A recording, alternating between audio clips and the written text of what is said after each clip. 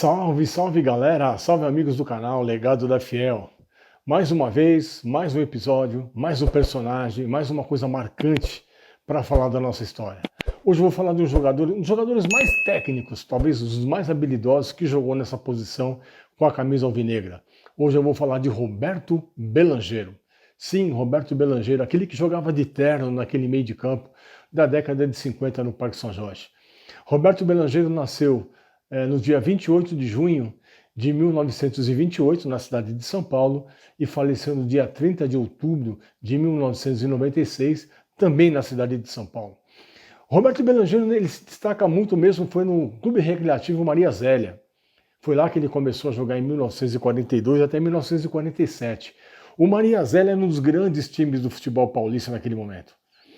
Mesmo sendo amador, chegou a ter uma longa série invicta, praticamente quase de 3 anos, sem derrotas.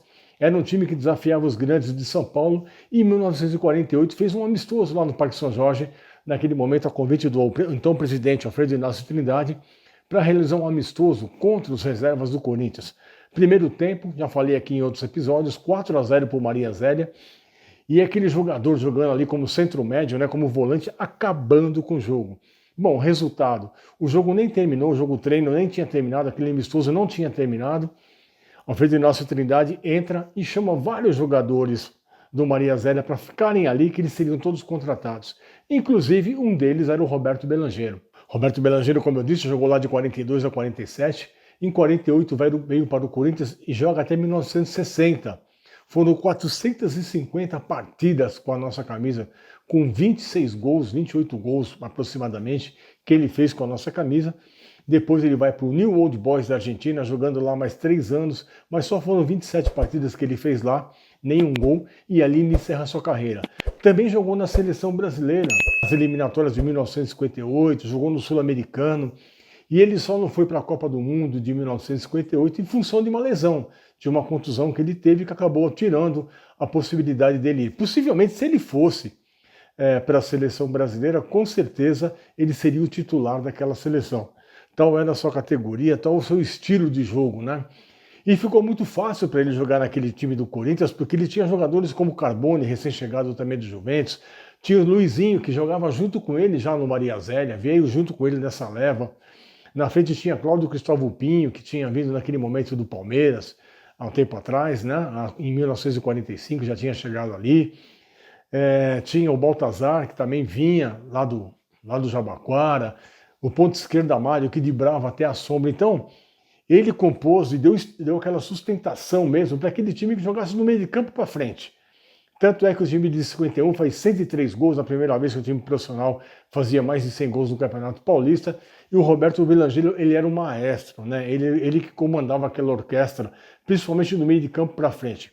Era um time extremamente espetacular, com um jogador que também era espetacular. Um jogador de uma classe, de uma sutileza de bater na bola, um cara que se recusava a dar chutão.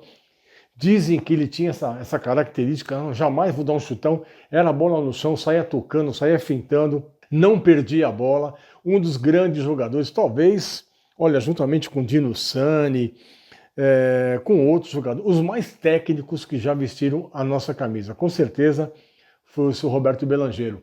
Faleceu novo, faleceu com 68 anos, infelizmente eu não sei a causa-mortes dele, faleceu muito cedo, mas deixou a sua marca registrada no Corinthians, foi um dos grandes personagens. Ele volta depois para o Corinthians em 1964 já como treinador. Ele treinou o Corinthians durante algum tempo, ele era auxiliar naquele momento do técnico Paulo Amaral, e ele dirigiu durante algum tempo. Tinha uma liderança muito grande, teve uma participação também nos veteranos, na época com o Carbone, juntamente com o Baltazar, fazia alguns jogos de exibição, já depois de encerrada a carreira, sempre honrando e sempre dignificando muito o nome do Corinthians.